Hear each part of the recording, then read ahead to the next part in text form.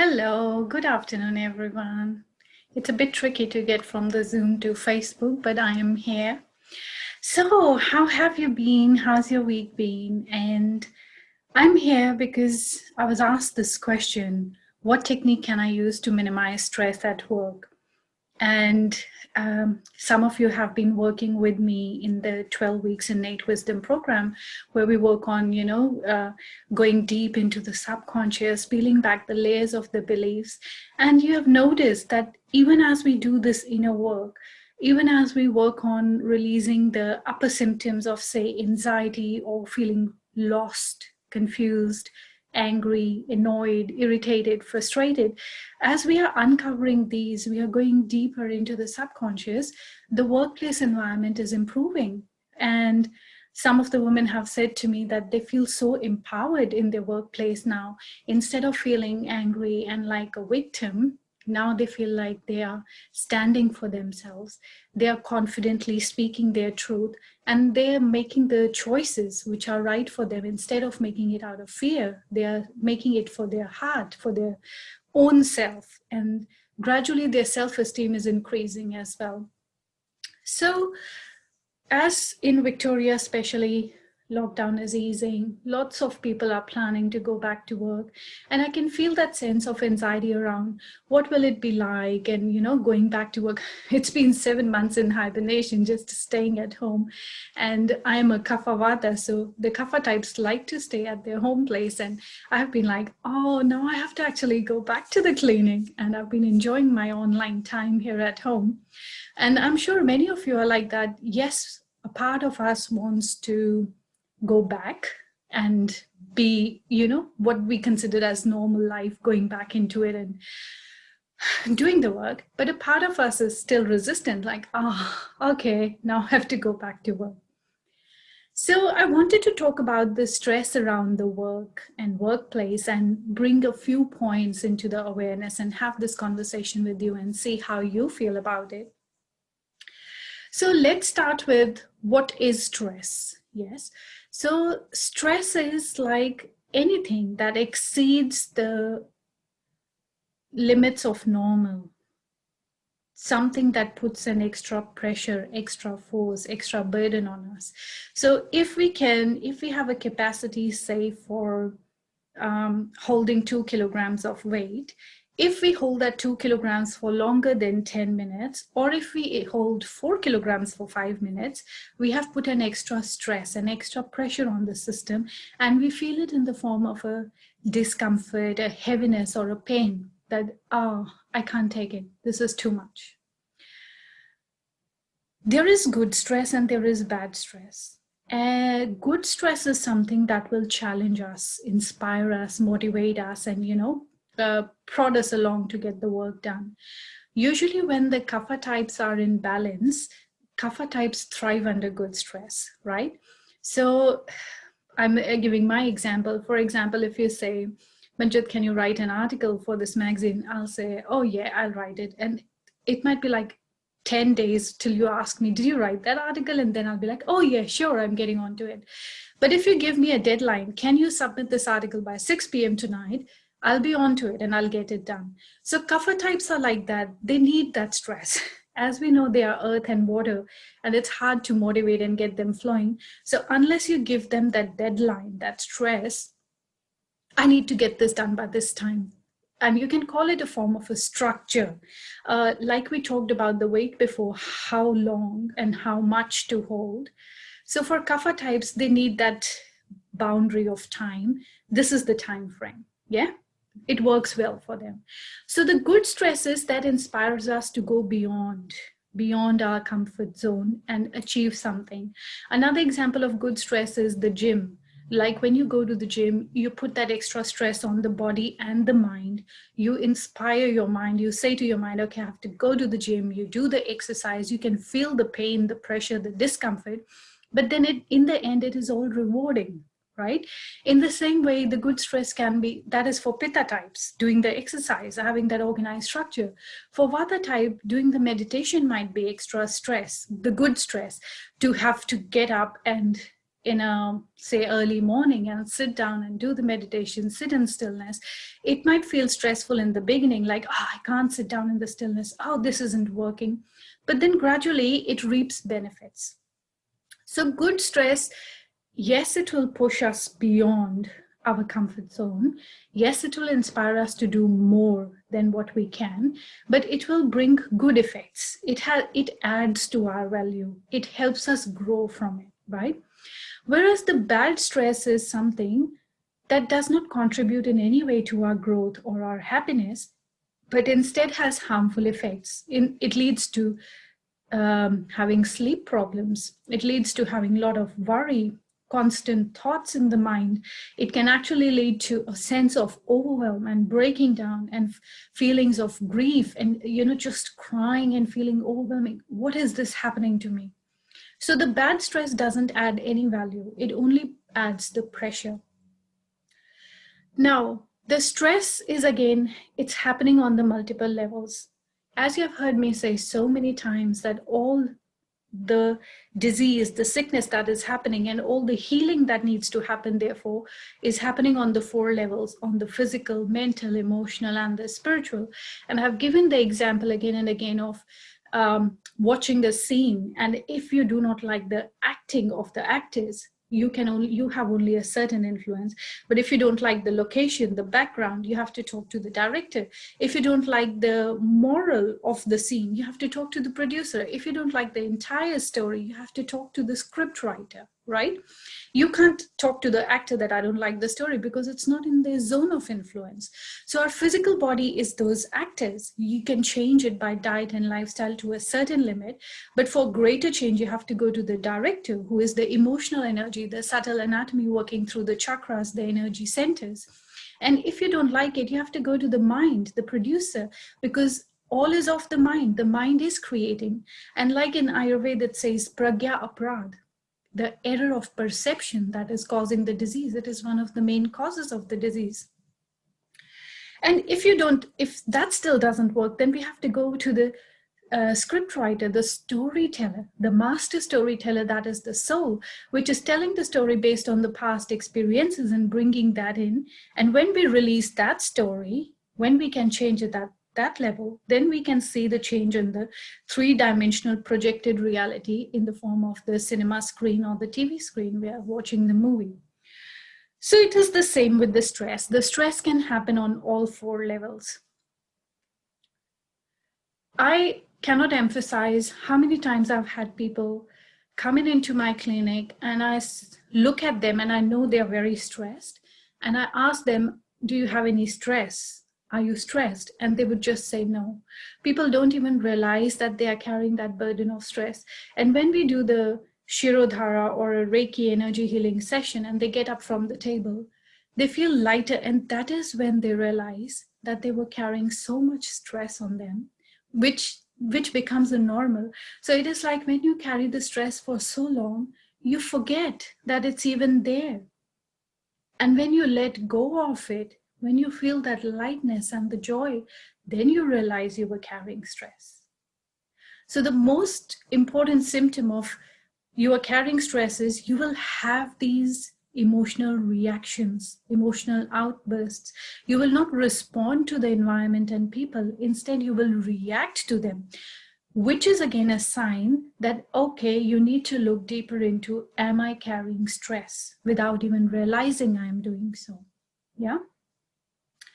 So we all know about the physical stress, like I said, doing extreme exercise. Physical stress can come in the form of too much food, less food. It can show up when you are not hydrating the body. It can show up when you are sitting for long hours in front of the computer, getting the neck and shoulder pain. It can show up in the actual labor work, or using the body in getting the work done, in traveling, in talking. Whenever you are engaging the body in excess of its limits, the physical stress starts to show up. Yeah. And it will show up if you're not having enough rest. So nutrition, hydration, rest is all important. Otherwise, they will add to the stress levels. The mental stress comes when we are thinking, when we are overthinking again and again, going back to the same situation, thinking the same thoughts again and again.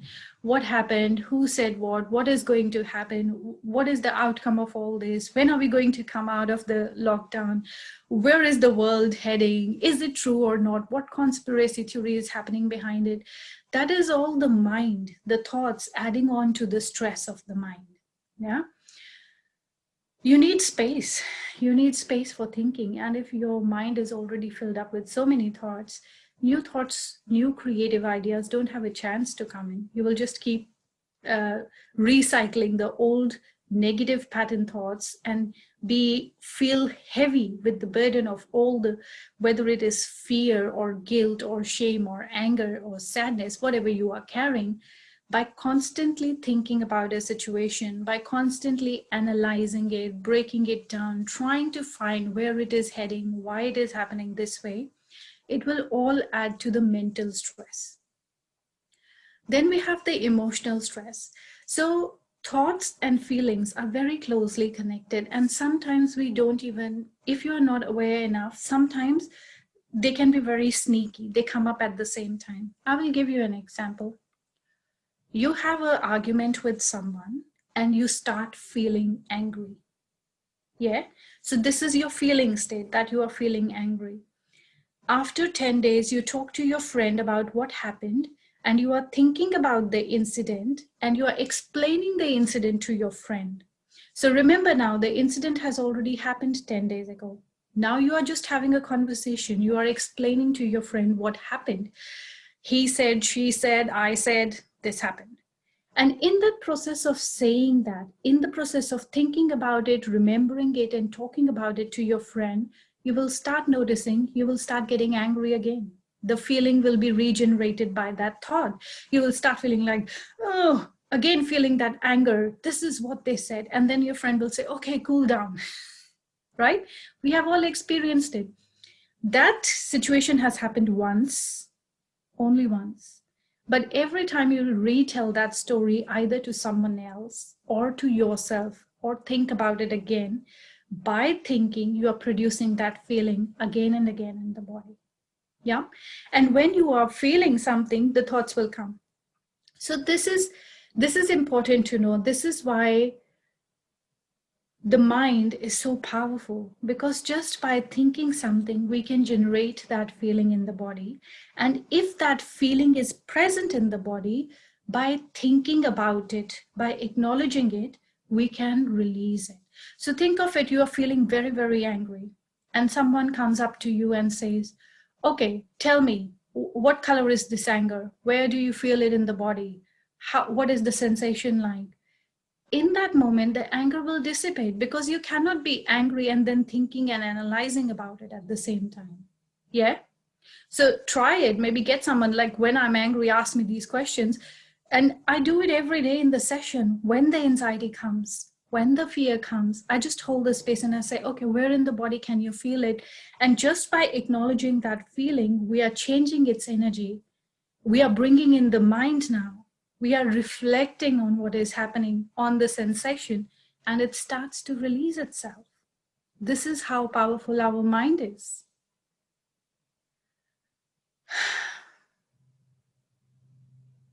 So the feelings, when they arise, by applying the mind in the right way, we can release those feelings. Or by applying it in the wrong way, we can take them to the next level. We can make them destructive for others and for ourselves. Yeah. Now, emotional stress is this feeling sensation. So yes, in the mind, you are thinking constantly, but the feelings are held in the body. Because if you have read Dr. Joe Dispenza's work, Becoming Supernatural, what is happening is a single thought arises of anger, nothing happens. Thousands of thoughts of anger constantly arising in the brain starts secreting neurochemicals. These neurochemicals go and impact the entire metabolism in the body. Then they are released. Every time those thoughts of anger come up, new neurochemicals are secreted. And slowly the body gets addicted to those neurotransmitters. So when those neurotransmitters go low, you start feeling low. less excited, nothing is happening. And you again start thinking the angry thoughts because they help you feel alive. They bring that fire up. It is a very weird way of looking at it, but this is how Dr. Joe Dispenza explains. We are trapped in the past. Our body, we are literally living in the past. We are producing the same chemicals by thinking the same thoughts. I will give you an example. When you are going to attempt a task, just notice, what do you say to yourself? Do you say, oh, this is too hard, I can't do it? And if there is a task like that, oh, this is so hard or so boring, replace the thought by saying, I can do this. I can do this. It will be easy. It's simple. I can do this. This is not rocket science. Try it. When you say these words to you, you will be surprised at how quickly that work will be done. Sometimes I do it when I have to do some big work and I feel like, especially the back-end admin work or accounting work, you know, when you have to submit some reports and you're like, this is boring. And then I have to say to myself, oh no, this is easy. And I sit down and type it and it's done. So the mind, by the thoughts, is releasing the neurotransmitters, and that is producing the feelings, the sensations in the body. So without even knowing those thoughts, the feelings are trapped in the body. The feelings are trapped in different parts of the body, and that is adding to the emotional stress. So you might have a good day at the work, you have had everything all good, but even then, in spite of everything happening as you want it to happen, when you feel bogged down, when you feel heavy, lost, or confused, that is the emotional stress. That is the biggest indicator of emotional stress. I've had so many people come in, and this analogy can apply to all of them. They will say, if someone looks at my life, my family, my work, where I am at life, my finances, everything, from outside the window, when they look in, they will say, what are you complaining about? You've got the perfect life. Everything is going well. You've got the work, you've got the family. What are you sad about? In spite of having all that, in spite of having the physical and mental things, they still feel a sense of emptiness within themselves. They feel like something is missing. And that is the added on emotional stress on their body, which is not allowing them to feel the pleasure, the love, the joy that can come. So that is the emotional baggage, as we say, that they are carrying on, right? It's the mental emotional stress is a very complicated belief system going on in ourselves. And I will bring in the spiritual to explain how this all applies to the workplace as well. It will give you a better idea that way. So let's then bring in the spiritual. You will say, well, what has spiritual stress? What is spiritual stress? And what has spiritual stress got to do anything with my workplace? It has got heaps to do. We are born, the soul is craving a purpose. The soul has a purpose. We are all born with certain gifts that we are here to add on to the world. And these are called the sanskars in Ayurveda. Like the soul takes these impressions from the past life and takes it into the next life. Based on those, we have likes and dislikes. And we have a certain passion to bring these into the world, to work on them. If you are in a job that is not bringing you a satisfaction, you will feel estranged, you will feel that spiritual stress, you will feel unhappy in the job because you are not doing what you were meant to do, what you were born to do, but you will feel trapped because you have chosen that work for the reason of financial security or social status, but it's not bringing you joy. That is where the spiritual stress comes. So if you are unhappy in the job, or whatever work you are doing, no matter how much financial security it is bringing, no matter what social status it is giving you, you will not be happy. You will be carrying on that spiritual stress in the form of tiredness. You would be doing everything, but it will be like, my heart is not in it. Yeah. And if someone said to you, say, if you were doing it for financial security, if someone said, okay, I'll give you $1 billion, they are in your account. If you have all that money, would you still be doing this work? And if you say, no way, I'll leave this work in a moment, in a heartbeat, that means you are not in the right job. Yeah. Because I've asked this question myself. If I had like gazillions of dollars in my account, what would I be doing? And my answer is, I would still be doing all this that I'm doing right now, because this is what brings joy to me. This is what lights up my heart. I love doing this work. I love being of service in this way, bringing transformation to people, bringing new ideas, trying to explain the spiritual concepts and analogies. So I would still be doing this work, right? So ask yourself, are you happy in the job? Is it a full expression of what your strengths are, what your skills are? Does it make you feel passionate? Does it make you feel on fire and happy? Or does it make you feel like dragged down? So the spiritual stress is a real thing, and you're carrying it with you in the job if you're not happy there. Now, these are the kinds of stress that can appear. And as you can see, they can all happen in the workplace. You might be actually physically stressed with the work hours, or being in the environment, like constantly sitting under air conditioning, or with the electromagnetic radiations, all the computers around you, constant conversations, meetings, client pressure, customer pressure. So you can see how physical, mental, emotional pressures, stresses are adding on. And then add to it the spiritual stress as well, if that is a factor.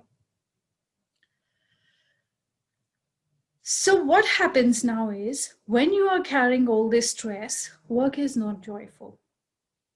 And each body type has a particular way of relating with it. So we know, as Vata being air and space, it is about the movement. So the air becomes irregular. So Vata type people, they feel more the worry, the anxiety, the fear. So they become scared. They're fearful in everything. Who is saying what? Is my boss happy? Is the work all right? Will I be let go? Will I be there? And there's like this constant thought, and that will lead to having conversations. They will just stop people, and they need to talk to the people. Do you know what happened? Did this happen? And having all the information, because Vata is, remember, talk in the imbalance form. So they will respond to this whole stress in giving into the fear and anxiety, which will lead to the adrenal fatigue in their body, which will lead to a sense of extreme tiredness, ungrounding, feeling like they're scattered and they're all over the place. Yeah. And in that place, there is no energy in the body, and they will have loss of memory, not being able to remember the concepts, not being able to remember the things, and losing objects, losing the trail of ideas. All these things can then show up in the work stress. For the Vata type, if we take it a further layer deeper, okay, let's talk about this layer first, and then I'll go into the doshas and the chakras, how the chakras are impacted with the stress, and in the workplace, how they can show up. So for Vata, it is all about creating that anxiety and thoughts, constant thought, constant asking, constant analysis. And the Pitta is the fire. As we know, it's fire and water. For the Pitta, what happens is frustration starts to build. The need to understand is there, but because their passion, their fire is not being used in the proper way, because of any of the stresses we talked about, it starts to create an underlying core of cynicism, frustration, anger. So they start becoming irritated. Even if someone comes and asks them a simple question, they might lash out at them with anger. Or they might get overcritical, because Pitta types are very organized and they like everything to be perfect and organized. They might become hypercritical of other people's work and say this is wrong and be very criticizing, or they might become critical of themselves. And when they are overcritical of themselves, they will just, add on to that stress by doing the work but not being happy about it, because you can find fault in even the perfect piece of a report or a creation if you want to. It's not so hard, right? So this starts building up, and that can lead to, one of the shadows of the Pitta is that they can become very jealous and they can become manipulative, and then they start manipulating the environment around them, yeah, which doesn't lead to any happiness anywhere, right? And then the kapha type, they are very, very sensitive. So they become quiet. They retreat into their shell like a tortoise, and they will just stop talking. And the kapha types mostly show up with the depression, a form of a depression, and just being within themselves. They are already introverts, and they like go back into their shell, not having communication, not talking to anyone. They're worried, but they won't bring up the topic, and they want to avoid any conflict and argument. And they feel sad, and they feel unappreciated, unloved in that environment. And this leads to all the emotions just lying under the surface and leading to the depression. As Byron Katie says, in any human transaction, we are seeking love, approval, or appreciation. And in the workplace, if you are not meeting it, like at least the approval and the appreciation, then you will start feeling low self-esteem. You will start feeling the low self-esteem, which will add on to the spiritual stress. Yeah, because it is adding on to the ego. So think about it. How much approval and appreciation are you getting at the work from others and from yourself? Remember, we are our harshest critics. Are you approving and appreciating the work you are putting in? Or are you saying, oh, I'm not that good, I'm not that great? That is also very important. Yeah, it's a two-way street. There's nothing like only them. It is all is one. So everything is a reflection coming back to us in the workplace. If we are not meeting that approval and appreciation, we have to ask ourselves, are we approving ourselves? Are we being appreciative of ourselves? So now we go to the next layer. When we talk about doshas and chakras, I find the 3 doshas, they connect with 2 chakras each, and they can bring out the stress symptoms or the overextended chakra symptoms, or less constricted chakra symptoms in the workplace stress. This is because chakras are how we are,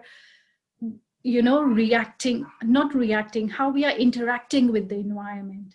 So those seeds are in the chakras. The chakras are like transformers, energy centers, and whatever passes through them, they will color it in that way.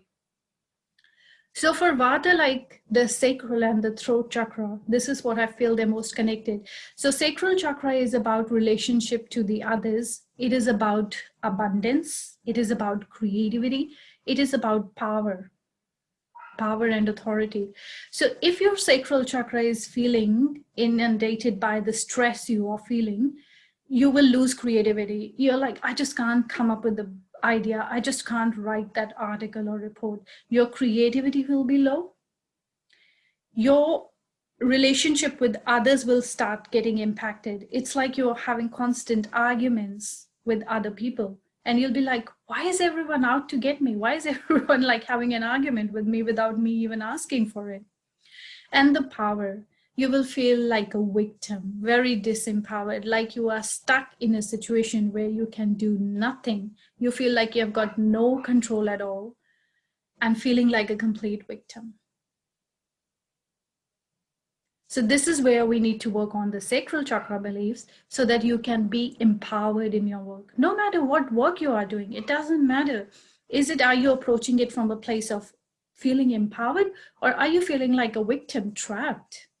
Because that will add to the stress.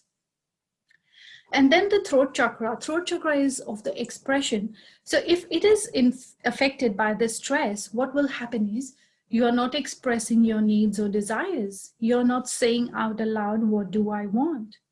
And I've worked with women who have been going through this, and they have not even said to their boss, like, but this is what you asked for, or what do you want me to do? They're so afraid that they can't express what they want to express.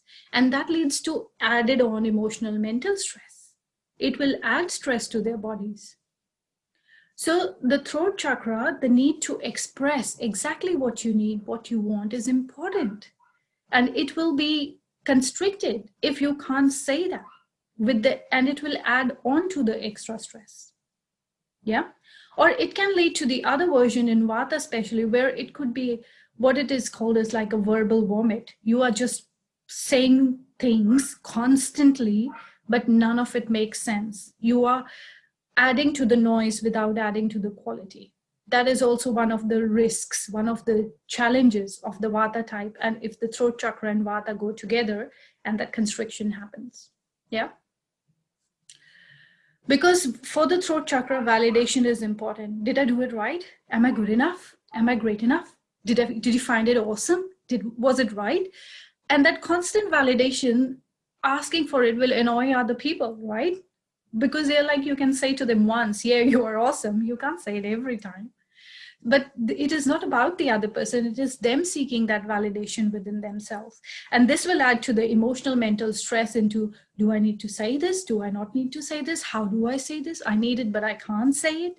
You can see all the situations, circumstances that can come up in the workplace. When we look at the Pitta, Pitta is related with the solar plexus and the third eye. So with the solar plexus, it is the seat of our self-confidence. It is the, if you like to say, the willpower, the will to get things done. And if this solar plexus is drained, you won't feel like doing anything. Your entire will, or you would say, yes, I want to do it. But then when you want to do it, there is no energy left to actually get it done. Yeah. So all your ideas will fall down like a house of cards because solar plexus is not strong enough. Another thing that happens with solar plexus is the shadow of the doubt. I am not good enough. Am I worthy enough? Am I deserving enough? Is my work good enough? So if that happens, then you can see in the workplace, before you have to submit anything or contribute anything, there will be this excessive mental, emotional stress adding on to your body saying, but I'm not good enough. Yeah. Think of it like this, like say, if you bake a cake every day and you are an expert at it and you have lots of people saying that you make amazing cake, and you have suddenly 10 people come into your house and say, can you bake a cake? Because you feel self-confident, because you know you are good enough, you will bake a cake and say, sure, and do it. But if you have baked a cake a few times and it was raw, uncooked, overburnt, yucky, not enough sugar, more than enough sugar, more cream, and you are not confident that you bake a cake, and even a single person comes and says, hey, shall we bake a cake? You'll be like, nah, shall we do something else, please? Do you get an idea? If you're comfortable and confident in what you do, it doesn't add to any stress. Even with 10 people, you'll be like, oh yeah, let's do it. It's joyful. It brings pleasure. But when you are not confident in it, when you feel you are not good enough at it, even a single person coming to say adds on to the stress, and you're like, oh, no, please, no. Don't even talk about it. Yeah? So the solar plexus can lead to that doubting, always doubting, am I good enough? Was this good enough? And you can see how this will add to the mental, emotional pressure extremely in the workplace. Because you are like under the constant spotlight to produce perfect work. And on the other hand is this constant spotlight of your own ego mind saying, who the heck are you in the world to do this work? Do you think you can do this? Oh no. Yeah. So you can see that trauma, the inner war, which will lead to like losing the peace at the work. And then the work will become stressful. Then you will dread it, going to the work in the morning. Oh, I don't want to do this. Yep, it takes the joy away. The second chakra associated with Pitta is the third eye. So third eye is this place where the logic and intuition come into balance. And if it is imbalanced, again, as a reflection of the solar plexus, in the third eye also, confusion comes. Do I want to do this? Do I not want to do this? Shall I apply for the promotion? Shall I not apply for the promotion? Everything becomes confusing. There is no clear path. And the way my clients have described it, they feel like they are in a mental fog, like there is a mental fog around them and there's no clarity and they can't make a decision. And when we do the work, either in the form of the Shirodhara or in the form of energy healing, that confusion, that mist starts to lift away, and then there is a clarity. I remember there was a phase in my clinical journey, in that 1 month or 2 months, I don't know what was astrologically happening, but I had 6 different people come in with the same thing. They had the confusion at workplace. They weren't sure what they wanted to do. And 5 out of the 6 people came for the second Shirodhara or third and said, Manjot, I resigned. And I was like, what is going on? Is it a side effect of getting the Shirodhara done that the people resign from their work? But it wasn't so. The Shirodhara was bringing the clarity and opening up the third eye because they were confused. They were unhappy in the jobs, but still staying there for the reasons that are not of love, but of fear. And when they got that clarity, that power, that decision, they were able to leave their jobs. And I can say that because I've been in touch with them. They've moved on to the different things. Some moved on to start their business. Some moved out of the town to have built their life in a way closer to nature. So they have all worked out fine. It is about finding the joy where our heart is leading us. And then for the kapha, the 2 chakras are the root chakra and the heart chakra. So with the root chakra, as we know, it is the grounding. It is the stability, system, structure, security. So if the root chakra is impacted in the workplace, there will be a sense of insecurity. You will be under constant mental stress of, am I going to lose my job? Or am I going to be staying here? So that financial insecurity will always be there if the root chakra is impacted, because it's the center of the needs, that my needs are being met. And if it's imbalanced, you will never feel like your needs are being met. And you will feel ungrounded and scattered and feel like, oh, I'm not sure, the ground beneath my feet can move anytime. I can be let go of anytime. Yeah.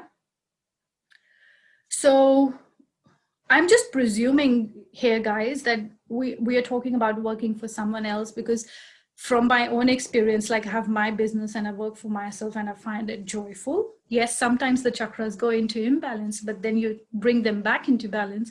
So this is why I'm giving you the situation of all like working for someone else. Assuming that if you are in your own business, you're following your passion and you are happy and joyful, which might not be true, but I'm just making a presumption. So please, I apologize for making that presumption. But take this forward and hopefully apply it to your situation and see where it sits, because the way it works is the same. It doesn't matter. It is not about the other. It's not about the outside. It's about your inner world. The stress is when our inner being cannot take the pressure that is being applied to it. Yeah. So that stress will be the same regardless of the situation outside.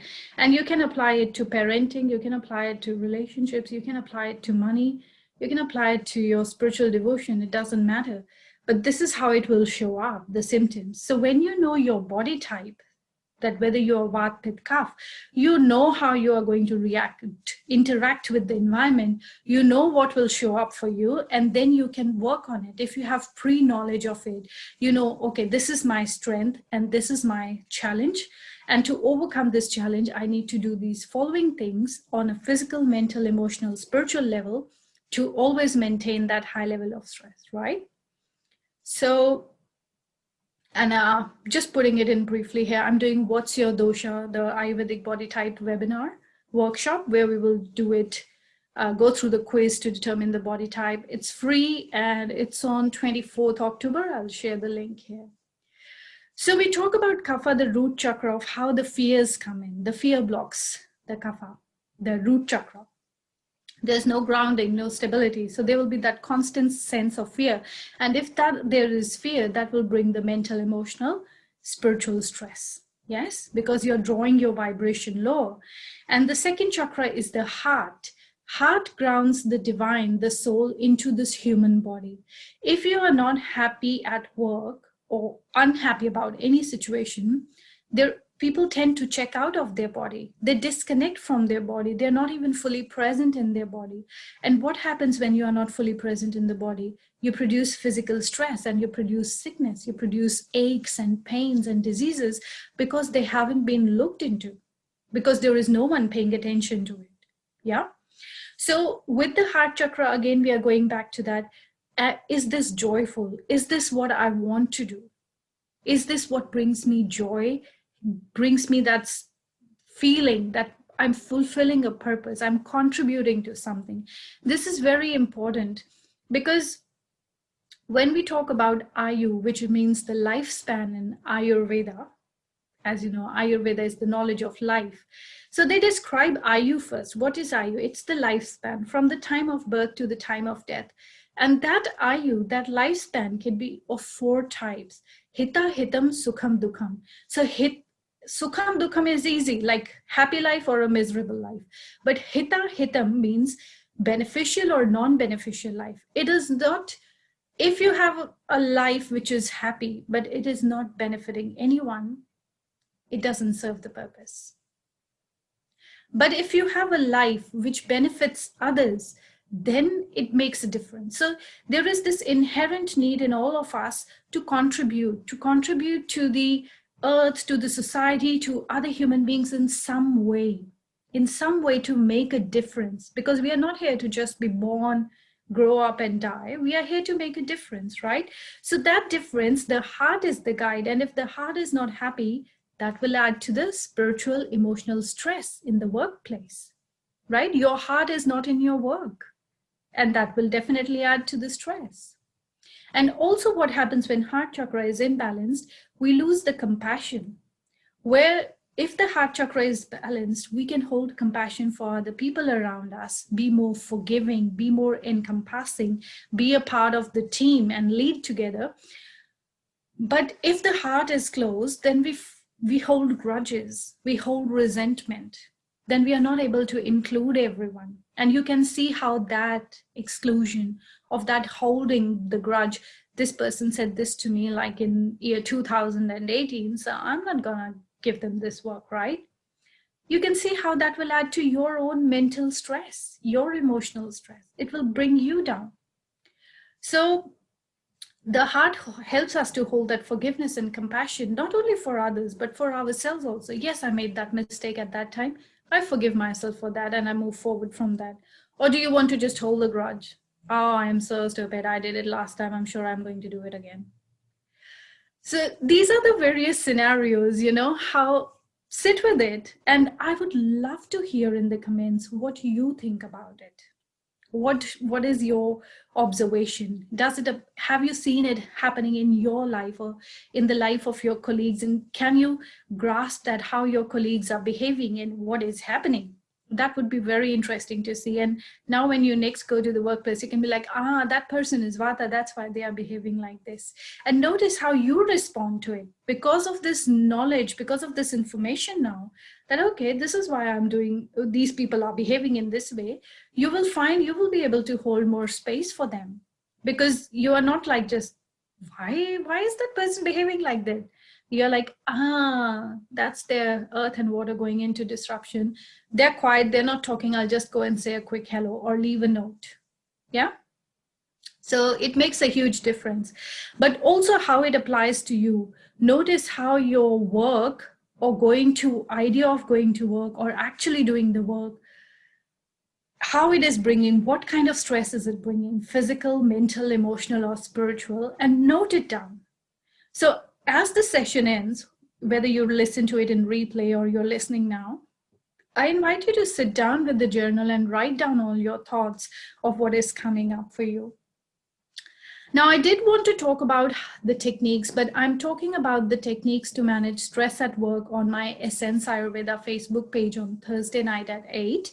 So I'll probably leave it at that because it's already 45 minutes. I didn't expect it to go so long, but I get carried away with all the explanations. So please put in the comments what you think, and I will share the link for the resolution, the techniques, simple things you can do to manage that stress in my Thursday live, or I'll try to, yeah. Awesome. Thank you so much for listening to me, taking time to listen, and I love you all. See you soon. Bye for now.